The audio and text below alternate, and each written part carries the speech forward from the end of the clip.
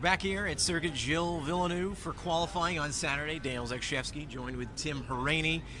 Lewis Hamilton got on the track yesterday. He said everything was mega when he did get out there. My favorite word there again.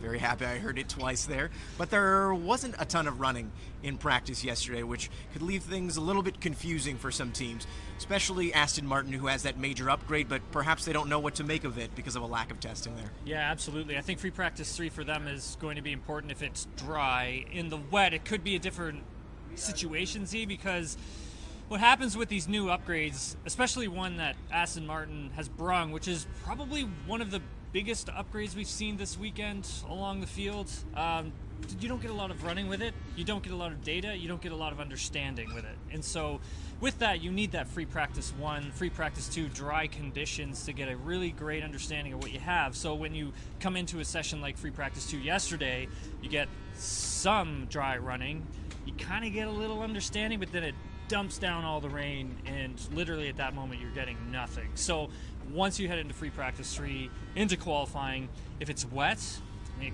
could be a difficult day for them. Well, another thing where there's a bit of a lack of certainty, it's where the grid's gonna how it's gonna be made up, because there's a very good chance there's gonna be rain. We don't know how much today. In fact, sorry, it's already raining, so I don't need to be a weather person to tell that then. But what's gonna happen, do you think? How is this gonna play out today on Saturday?